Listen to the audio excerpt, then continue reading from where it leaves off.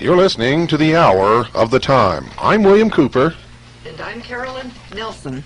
And I'm Carolyn Nelson. And we'll get it together sooner or later here, folks. Well, we were supposed to have a metal report from Gene Miller, but he hasn't called, so we're going to go right into the program, and I guess he'll have to do it on this hour tomorrow night.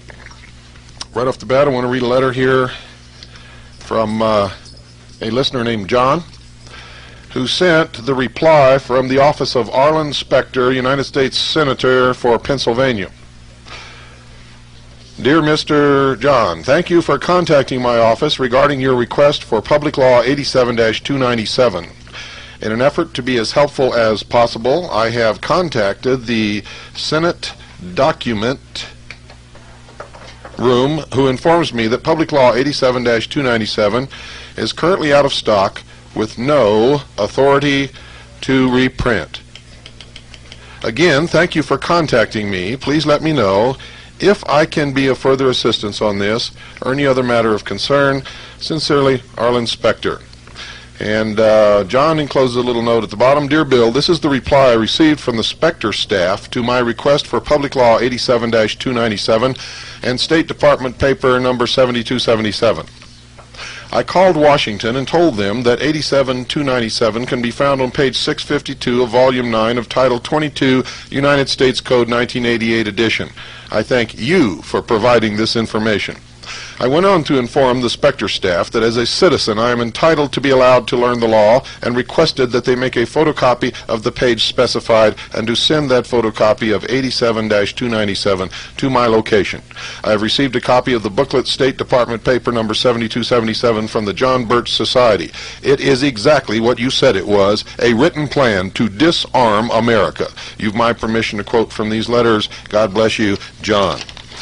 So folks, don't let them get away with it. You see, since we ran the treason series, they have been telling you that the public laws are out of print and no longer available, and that is a blatant lie. Not only are they in print and available to all senators and congressmen in Washington, D.C., the Justice Department, the President of the United States, the Library of Congress, and every library in this country. So don't let these scumbag, creepo, treasonous traitors get away with it. Call them on it, just like John did, and make sure that you force their hand every single time. Otherwise, they will ride right over you. In the earlier hour of the Hour of the Time, we began a new series on the Rose Cross College, and I quoted verbatim from a book entitled The Rose Cross College, edited by R. Swinburne Clymer, copyrighted 1917. A resume of the teachings and proceedings of the Rose Cross College during its session held in the month of October 1916 on the 400th anniversary of the founding of the order. The Imperialistic Council and Venerable Order of the Magi, its instructions in the official degree, Priests of Melchizedek, the Knights of Chivalry, and Order of the Holy Grail. So folks, if you missed that hour, make sure that you order the tape. For non-CAGI members, tapes are $8 post-paid. For CAGI members, they're $6 post-paid. You may order tapes by sending your money to William Cooper, P.O. Box 1420, Sholo, spelled S-H-O-W-L-O-W, Arizona 85901. That's P.O. Box 1420, Sholo, Arizona 85901. In the beginning of this book, it described the initiation in the Grove of Osiris and many other things, ladies and gentlemen, that you need to know. The ancient degrees of Osiris were conferred upon the delegates during that period of time in 1916, and I put out some hints for you people to be examining the Greit's spike training tape, that there was some symbolism there. Some of you did. Most of you, as usual, stayed on your butts and didn't do anything. Many of you have been sucked in by Mr. Trojan Horse himself, Lieutenant Colonel James Bobo Gritz.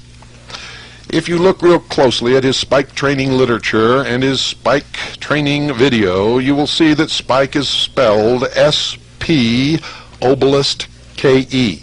S-P obelisk K-E. Now, for those of you who don't know what that means, S-P, penis of Osiris, K-E. He's playing you for a fool. And again, just like all the others, he is laughing at you. A day and a half spike training, and he teaches you how to fight with a double-edged blade and tells you that you are now a member of Delta Force. Let me read to you from a dictionary of Freemasonry exactly what Delta means. And during a later program, ladies and gentlemen, we will play a tape, a briefing tape, for high-ranking officers in the United States Army on the 1st Earth Battalion, which describes, again, what Task Force Delta is really all about. Delta, the name of the 4th letter of the Greek alphabet. In form, it is a triangle and was considered by the ancient Egyptians a symbol of fire, and also of God. In the Scottish and French systems, and also that of the Knights Templar, the triangle or delta is a symbol of the unspeakable name. And we go back a little farther, ladies and gentlemen. I-N-R-I. Jesus, Nazarenus Rex Udiorum, Jesus of Nazareth, King of the Jews, the inscription which was placed upon the cross of the Savior. In the Philosophical Lodge, they represent fire, salt, sulfur, and mercury. In the system of the Rosicrucians, they had a similar use. Igne natura renovatur integra, meaning literally, by fire, nature is perfectly renewed. This idea is also found in the degree of Knights Adepts of the Eagle or of the Sun. Remember, fire is connected to Delta. Remember that they burn their enemies to purify the soul so that the enemies will not come back after them. Don't go away. You, my dear sheeple, have an awful lot to learn. Governments are controlled and operated by a few, not with the thought of producing the most good for the greatest number of people, but to obtain power and riches for the few at the expense of the many. The few are waiting in streams of gold, while the many are growing under hard burdens. In the myths surrounding King Arthur and the Round Table and those knights of the Holy Grail who were the forerunners of the Order of the Garter and other knighthoods, one particularly is worthy of interpretation, demonstrating as it does the use and abuse of power. The story of Merlin is soon told. Merlin was the son of no mortal father, but of an incubus, one of a class of beings not absolutely wicked, but far from good, who inhabited regions of the air. Merlin's mother was a virtuous young woman, who on the birth of her son entrusted him to a priest, who hurried him to the baptismal font, and so saved him from sharing the lot of his father, though he retained many marks of his unearthly origin. At this time, Vortigern reigned in Britain. He was a usurper who had caused the death of his sovereign, Moins, and driven the two brothers of the late king, whose names were Uther and Pendragon, into banishment. Vortigern, who lived in constant fear of the return of the rightful heirs of the kingdom, began to erect a strong tower for defense. The edifice, when brought by the workmen to a certain height, 3 times fell to the ground without any apparent cause. The king consulted his astrologers on this wonderful event and learned from them that it would be necessary to bathe the cornerstone of the foundation with the blood of a child born without a mortal father. In search of such an infant, Vortigern sent his messengers all over the kingdom, and they, by accident, discovered Merlin, whose lineage seemed to point him out as the individual wanted. They took him to the king, but Merlin, young as he was, explained to the king the absurdity of attempting to rescue the fabric by such means, for he told him the true cause of the instability of the tower was its being placed over the den of 2 immense dragons whose combats shook the earth above them. The king ordered his workmen to dig beneath the tower, and when they had done so they discovered 2 enormous serpents, the one white as milk, the other red as fire. The multitude looked on with amazement till the serpents, slowly rising from their den and expanding their enormous folds, began the combat. When everyone fled in terror, except Merlin, who stood by, clapping his hands and cheering on the conflict, the red dragon was slain, and the white one, gliding through a cleft in the rock, disappeared. These animals typified, as Merlin afterwards explained, the invasion of Uther and Pendragon, the rightful princes, who soon after landed with a great army. Vortigern was defeated, and afterwards burned alive in the castle he had taken such pains to construct. On the death of Vortigern, Pendragon ascended the throne. Merlin became his chief advisor, and often assisted the king by his magical arts. Merlin, who knew the range of all their arts, had built the king his havens, ships, and halls. Vivian. Merlin continued to be a favorite counselor through the reigns of Pendragon, Uther, and Arthur, and at last disappeared from view and was no more found among men through the treachery of his mistress, Vivian the fairy, which happened in this wise. Merlin, having become enamored of the fair Vivian, the Lady of the Lake, was weak enough to impart to her various important secrets of his art, being impelled by fatal destiny, of which he was at the same time fully aware. The lady, however, was not content with his devotion, unbounded as it seems to have been, but cast about. The romance tells us how she might detain him forevermore, and one day addressed him in these terms: "Sir, I would that we should make a fair place, and a suitable, so contrived by art and by cunning, that it might never be undone, and that you and I should be there in joy and solace." "My lady," said Merlin, "I will do all this." "Sir," said she, "I would not have you do it, but you shall teach me, and I will do it, and then it will be more to my mind." "I grant you this," said Merlin. Then he began to devise, and the damsel put it all in writing, and when he had devised the whole, then had the damsel full great joy, and showed him greater semblance of love than she had ever before made, and they sojourned together a long, long while. At length it fell out that as they were going one day hand in hand through the forest of Broceliande, they found a bush of white thorn which was laden with flowers, and they seated themselves under the shade of this white thorn upon the green grass, and Merlin laid his head upon the damsel's lap and fell asleep. Then the damsel rose and made a ring with her wimple round the bush and round Merlin, and began her enchantments such as he himself had taught her. And 9 times she made the ring, and 9 times she made the enchantment, and then she went and sat down by him, and placed his head again upon her lap. And when he awoke and looked around him, it seemed to him that he was enclosed in the strongest tower in the world, and laid upon a fair bed. Then said he to the dame, "My lady, you have deceived me, unless you abide with me, for no one hath power to unmake this tower, but you alone." She then promised she would be often there, and in this she held her covenant with him. And Merlin never went out of that tower where his mistress Vivienne had enclosed him, but she entered and went out again when she listed.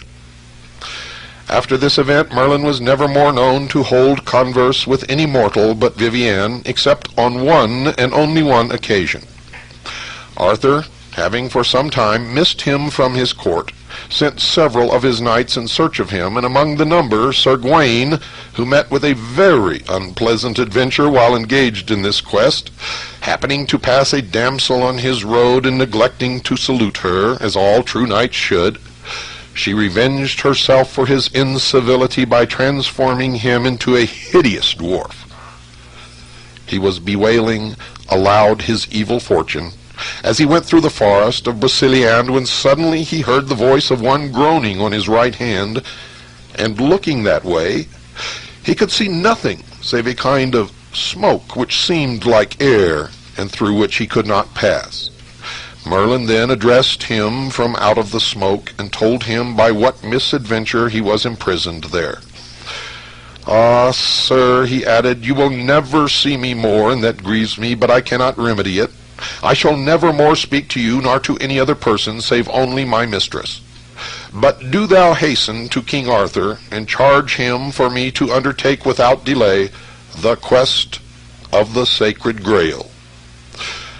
The knight is already born, and has received knighthood at his hands, who is destined to accomplish the quest." And after this, he comforted Gawain under his transformation, assuring him that he should speedily be disenchanted, and he predicted to him that he should find the king at Carduel in Wales on his return, and that all the other knights who had been on like quest would arrive there the same day as himself. And all this came to pass, as Merlin had said. Now, the interpretation of this story, ladies and gentlemen, goes something like this. To those questioning the statement that men were ever born half human, as it were, or that Merlin could be the son of an earth maiden and an inhabitant of another sphere, are referred to the Bible. You see, it says, quote, "Sons of the gods, seeing that the daughters of men were fair, had intercourse with them, and children were born," unquote. Throughout the scriptures, incubi, beings of the air, are called gods. The soul, before it became submerged in matter, dwelt in a negative sphere, according to the mysteries, knowing neither good nor evil, never having had experience. The infinite allowed the souls to incarnate in flesh, that they might eat of the tree of life and learn of life and death, good and evil. Now remember, this is the philosophy of the mysteries. It is in no way what I believe.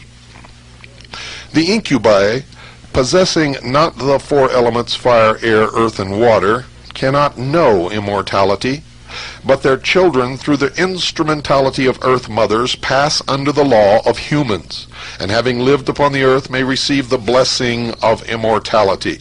Now remember the definition of the inscription placed upon the cross above Christ's head, the definition that I read to you from the dictionary of Freemasonry.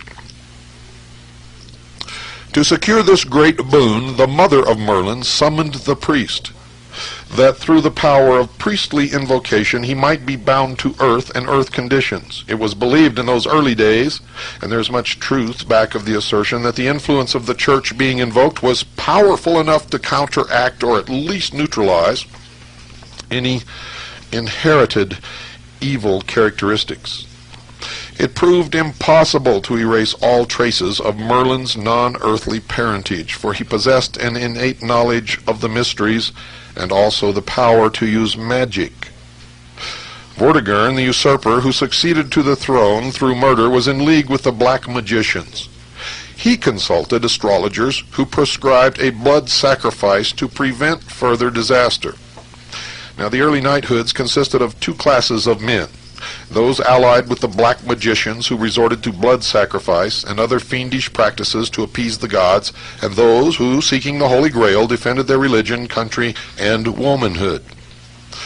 The building of the tower and its demolition may be interpreted in symbolic language as man, in whom the higher and lower principles are constantly in a struggle for supremacy. Red signifies evil, while good is always represented by white. That was carried over in the old westerns, where the good guy always wore the white hat and the bad guy always wore the black. Merlin, a knight by birth, understanding both black and white magic, advised Vortigern to free the two demons and allow them to battle to the death. Remember, these are the demons within man. The fight ended in the vanquishment of the red dragon, or evil, symbolic of the final event in every struggle between good and evil forces. This was the beginning of the downfall of Vortigern. Having depended upon evil for support, he was left helpless at the death of his ally. With the return of Uther and Pendragon and their armies, Vortigern was defeated and burned alive in his castle. Now, translated with the aid of symbolism, the defeat would read as follows, ladies and gentlemen. Every life devoted and upheld by evil forces sooner or later faces destruction. When his race is run, the powers of good forsake him, and evil continues the work of annihilation. Every human being is given the power of choosing whom he will serve. If he surrenders to evil, he, not God, pronounces his doom. But thou avengest what men commit against themselves, seeing when they sin against thee, they do wickedly against their own souls, and iniquity gives itself the lie by corrupting and perverting their nature. And, of course, the end is darkness, death, destruction. Merlin, because of magical arts, was chief advisor to the new king. White magic in the knightly brotherhoods was a religion scientifically based on demonstrable laws, manifested through invocations. Though strong, there was one weak spot in the armor of Merlin. The beauty and seductiveness of a woman brought him to desolation. Through the weakness of his love nature, he permitted himself to break the greatest of all oaths, that oath of secrecy taken by all knights to protect the secrets of the order even to the death.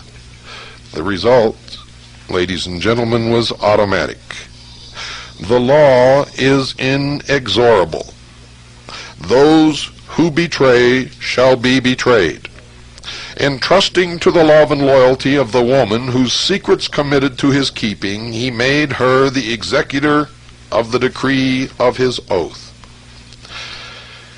In taking the oath of knighthood, man is supposed to be free from all slavery, whether sex or habit, before presenting himself for membership.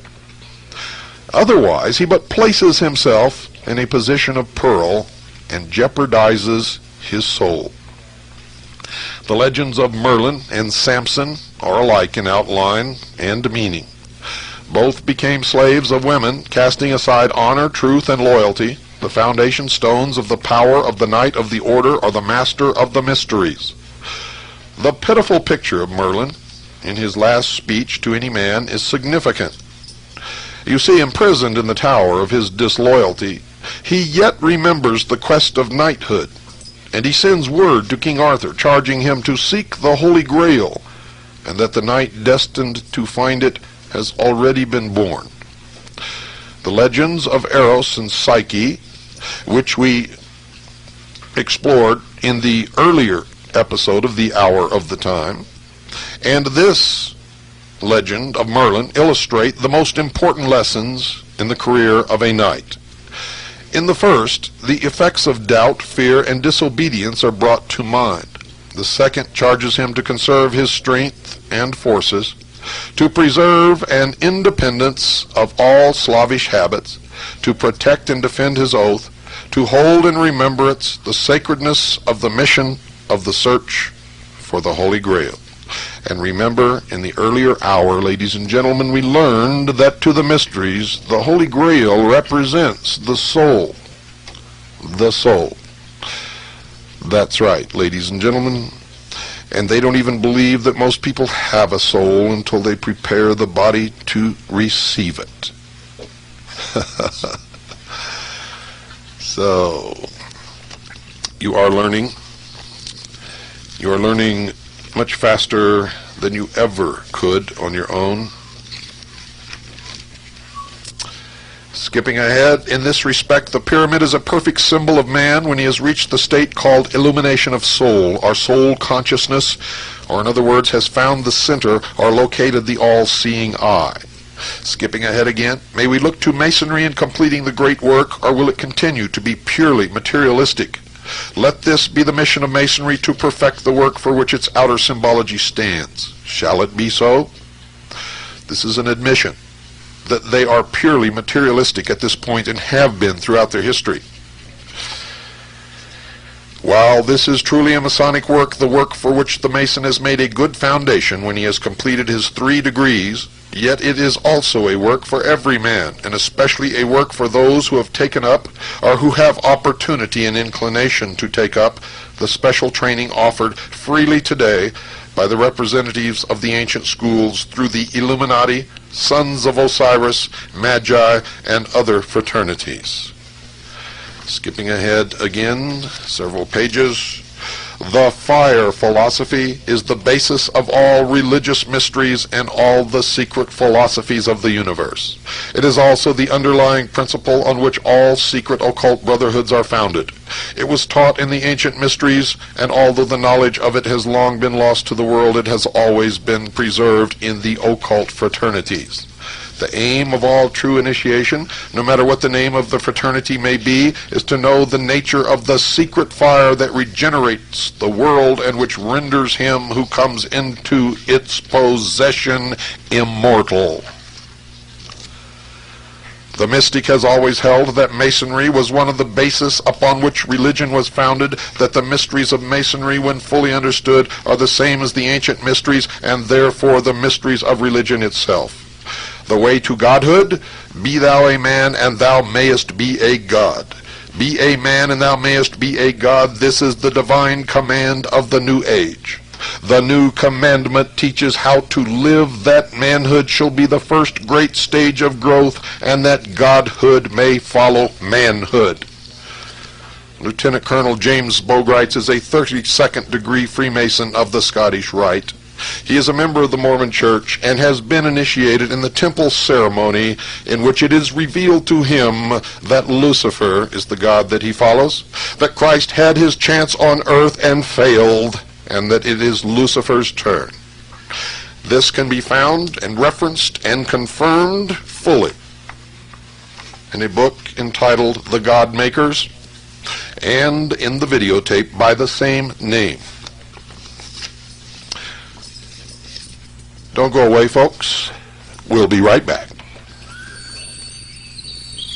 And now, ladies and gentlemen, we move to another book entitled The Teachings of the Masters, the Wisdom of the Ages, an exposition of the ever-active and constantly operating spiritual laws, applicable not only to the regeneration of man, changing mortality into immortality, transmuting the Son of Man into a Son of God, but equally potent in helping man to achieve success and economic independence, health, strength of body, and the peace of mind and heart called heaven. Below that is the symbol of a Christian cross, upon which is the caducus, 2 serpents entwined about the winged staff. Enlarged and completely revised, together with many additions by Reverend Dr. R. Swinburne Clymer, Director General Church of Illumination, Supreme Grand Master of the International Confederation of Initiates, Supreme Grand Master of the merged occult fraternities comprising the Priesthood of Ith, the Rosicrucian Order, the Secret Schools, the Hermetic Brotherhood, Fraternitas Rosicrucis, Temple of the Rosy Cross, the Order of the Magi, Sons of Isis and Osiris, Illuminati Americani, which translated means the American Illuminati. Published by the Philosophical Publishing Company, Beverly Hall, Quakertown, Pennsylvania. Copyright 1952 by Beverly Hall Corporation, all rights reserved. Prologue. Early in the year 1916, instructions were received from the Count M. de St. Vincent, Supreme Hierarch of the Fraternitas Rosicrucis, to make preparations for a sacred convocation on the 68th anniversary of the establishment of the Supreme Grand Dome of the Fraternitas and Associate Organizations as established in America by Dr. Paschal Beverly Randolph. At this convocation, which was to convene on June 1st, 1916, the neophyte body was to be informed of a crisis that would be the beginning of the enslavement of the people of America in a manner so insidious that they would not be aware of it. America was to become engaged in a war that would be only the beginning of greater wars. It was prophesied that an effort would be made to destroy the Christian religion so secretly and silently that only the alert and elect would be aware of this activity. This effort is in full bloom today and is making atheists out of millions, even before their churches are destroyed, the reverse of what has happened and is happening in other countries. At this convocation, we were instructed to hold daily lectures on subjects vitally important to all, in fact, to all the world, and more especially so to neophytes of the August Fraternity. These instructions were to be after the manner of Plato and the Round Table of King Arthur. In addition, we were to prepare for the exemplification of the entire ritual of the fraternity, Sons of Osiris, up to and including the royal purple degree, the ultimate of ancient ritualistic initiation, symbolizing the neophyte's travels and efforts, beginning with the first step and including the final step, which is the second, or spiritual birth. So, ladies and gentlemen, you are now beginning to learn some things that you thought was absolutely impossible, and I've told you on many episodes of The Hour of the Time that none of this is hidden. Anyone can find it. Anyone, that is, except sheeple who are too lazy to get up and look. Those who will may. I am a messenger. Do not doubt that ever. And the message that I am bringing you is clear. It is concise, and there can be no mistake in its interpretation. You must wake up now or be enslaved. The war has begun many years ago. The war was declared by our enemies upon us. We are absolutely within our rights to restore our nation using any method or any manner that is required in so doing. You had better listen. Some years ago, R. Swinburne Clymer, following his graduation as a physician and author of many books, among them The Mysticism of Masonry, The Rosicrucians, Their Teachings, The Mysteries of Osiris, a book for members only, The Philosophy of Fire, Soul, Science, and Immortality, and more than 30 other works, bought a mountainous tract of land, and on this was built Beverly Hall, an assembly hall, press room, chemical laboratories, which surrounded by orchards, vineyards, and rose gardens, set amongst terrace lawns, presents a splendid combination of the beautiful and practical. And upon the front lawns there are perfect duplicates of the 3 pyramids of Giza. And to this was added the mystic or arcane for folks in a secluded and wooded tract of 50 acres of this land.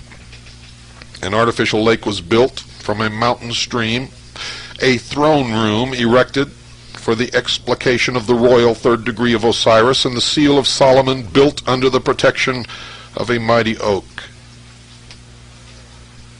The Temple of the Sun, an exact duplicate of that in the outer courtyard of the Vatican, an exact duplicate of the separated 4 sections of that which can be found in Dealey Plaza. The obelisk, the Phallus of Osiris, which can be found in New York, in London, in the Vatican, and in Dealey Plaza. The Grove of Osiris, represented in Dealey Plaza by Elm Street. Wake up.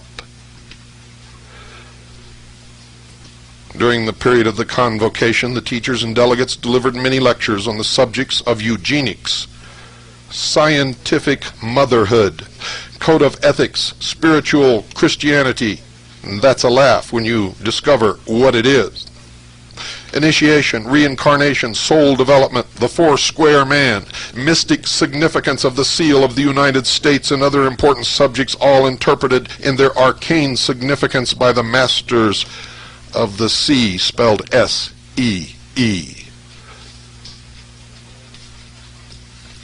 Moses was well versed in all the mysteries of Egypt, while Joseph took the Nazarene to Egypt, where he was educated.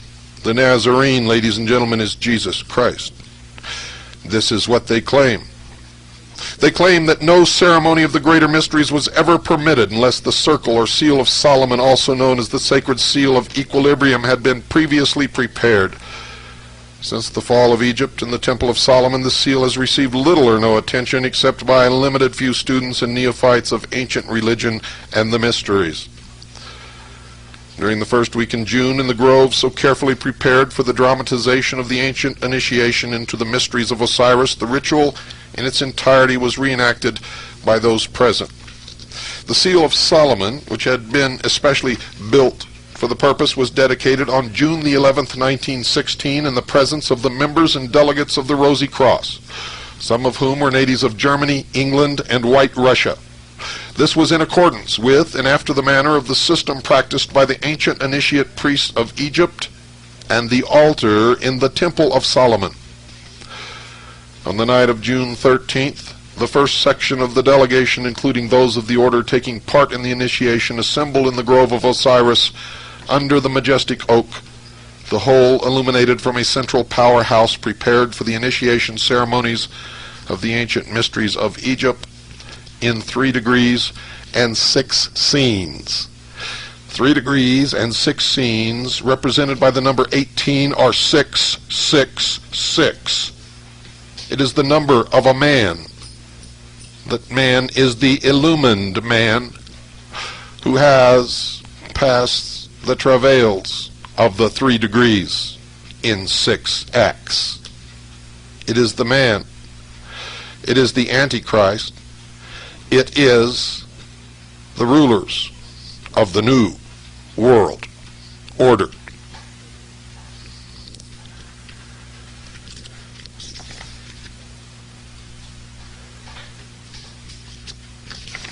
I'm going to skip ahead. Ladies and gentlemen, for we must go to that portion that is relevant to what you need to learn tonight. And we will continue. If we do not finish tonight, and I guarantee you we will not, we will finish sometime in the future, but we will continue on consecutive nights with this until we do. Few Americans of the present day have the slightest idea of how fortunate they are and that they are living in the greatest, freest nation that ever existed, despite its many shortcomings. Now remember, I'm reading this from the book Teachings of the Masters. Neither are they aware that America, the land overshadowed with wings, is at the crossroads, one leading to greater freedom, both individual and universal, and the other to the most abject and degrading serfdom, as a result of failing to accept the full responsibility for the management of their personal and governmental affairs, so that these may harmonize with the ancient prophecies. Remember, I warned you, and I told you that is exactly what is happening. This was the great experiment. If you had proven worthy, this could have been the New World Order, sheeple.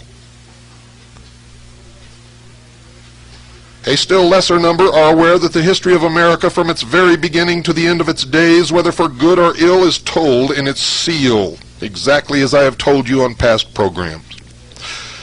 While only the very few know that their own destiny is irrevocably interwoven with the destiny of America, America the last trying chamber for human souls, and that when this trial is over, Either heaven or hell will reign supreme.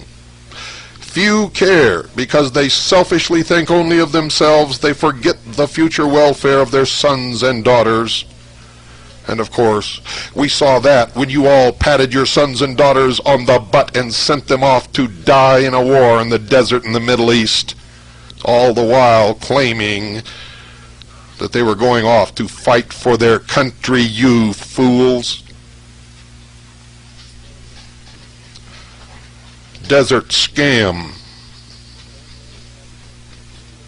An old saying has it that familiarity breeds contempt. As a corollary to this, there should be another maxim. We are blind to that which we see so frequently. Most Americans, even though the spirit of America dwells within them, are actually only dimly aware that the great seal of the first actually free country in the world shows an eagle, a constellation of stars, an olive branch, and a set of 13 arrows. This is the seal we all know. Symbolically, the eagle overshadows the land by its protective wings, but only as long as man proves worthy of such overshadowing or protection. Man has the power to destroy the eagle that overshadows or protects him. The constellation of stars indicates that the founders of America accepted the absolute law that has governed the drama of heaven since the beginning of the world and must be accepted and obeyed in this new world.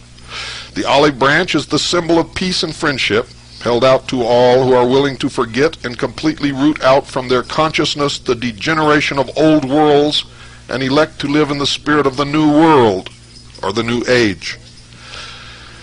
The 13 arrows are symbolic of the wars which are part of the drama in the heavens, and the wars that must be waged against all evils as well as all evil individuals if man's freedom is to be maintained. It is each and every citizen's personal responsibility to eternally fight against these individual and universal evils. There is the prophetic reverse side of the seal, uncut because the time is not ready for the prophetic fulfillment, which was known to few others than the philosophic initiates prior to its profane and premature use on the American $1 certificate. Several attempts have been made to cut this reverse side of the seal, but in each instance an invisible hand or force restrained the effort. At the time of the Chicago World's Fair, this reverse side was ordered cut together with the familiar obverse side as an object of display, but those in charge, wholly ignorant of its meaning and also ignorant of the spirit of true America, questioned what a peculiar design. Why are we given this inartistic design? And this white stone, symbolic of the nation's destiny, as of the nation's true souls, was once again rejected.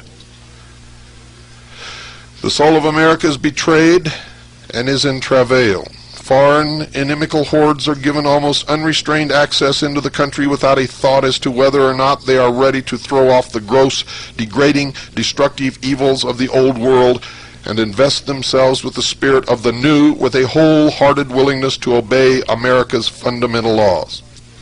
Nor is that all. They are given high places, usurping the rights and privileges of those more capable born Americans wholly imbued with the true American spirit. If you have ears and you can hear, and eyes and you can see, you will begin to understand what the author is saying within a few more paragraphs, and you will be shocked. This helps bring about the gradual degradation of all that is truly American. So much so that the eagle whose wings overshadow America is gradually folding her wings and withdrawing heaven's protection. The time has come when a full knowledge of the twofold seal and all it stands for shall be made known to the people, so they may accept and be protected or saved, or ignore and be damned, and swept into the sea of oblivion, as have been other nations before America, because they permitted foreign invasion and the adoption of destructive ideas to take the place of the constructive ideas which had made them great. America must awaken.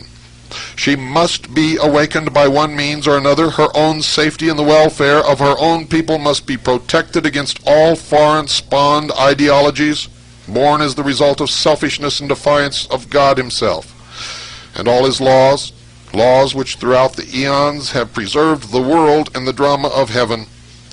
Through the peoples of nations unnumbered have perished as a result of their own disobedience and degradation. America, its people, individually and collectively, must become valiant and now henceforth stand before the world as exemplars.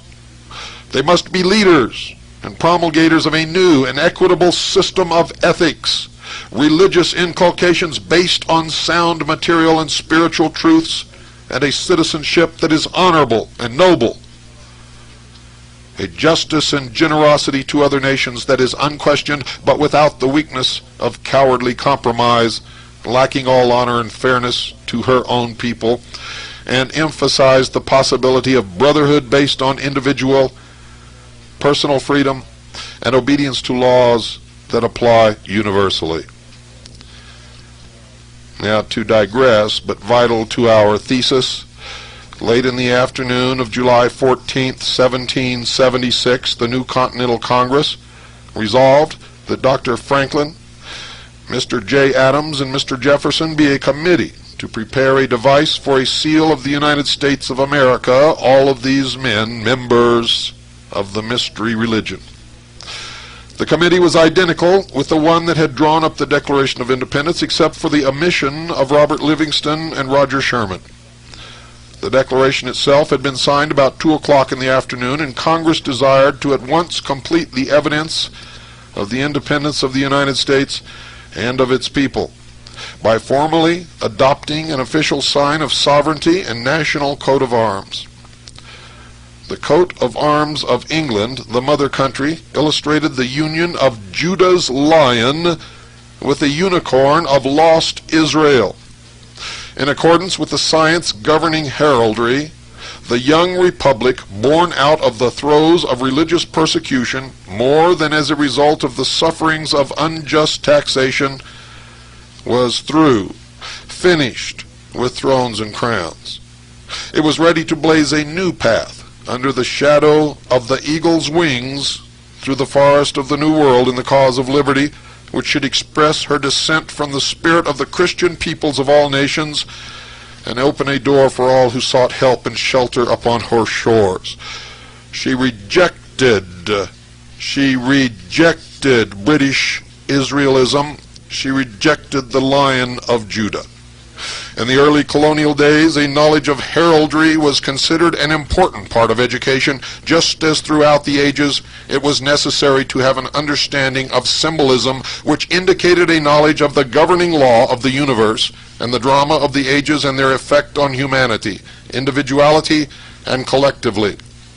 It was through William Barton, son of the rector of St. James Episcopal Church of Philadelphia, learned in heraldry, and Baron Prestwich of England, that the designs expressive of America's destiny were developed and drawn. First, you must understand that the lion represents the tribe of Judah. Judah was not a part of the state of Israel. That is a historical fact, ladies and gentlemen. Israel was separate from the tribe of Judah and Benjamin. Our forefathers knew this. The British apparently do not, and neither, apparently, do identity Christians.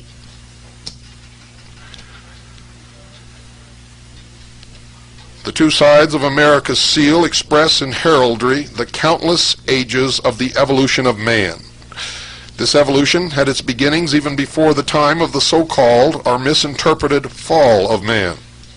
The seal symbolizes man's progress in Egypt, Eagle Land, America's actual fatherland, where for a time a wondrous race incarnated to build an unexplainable and inconceivable monument as a symbol of and memorial to the knowledge imparted to her by the more ancient Atlantis. And this is confirmation of everything that I've been telling you about the beliefs of the mystery religion.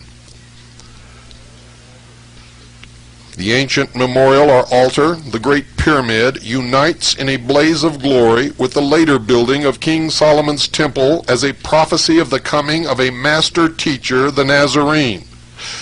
He should be trained, taught, and initiated in the eagle land and bring into manifestation the human spiritual temple, perfecting the Son of Man into the Son of God as a fulfillment of ancient prophecy that in this same Egypt there should remain an altar where light should shine in the land of darkness.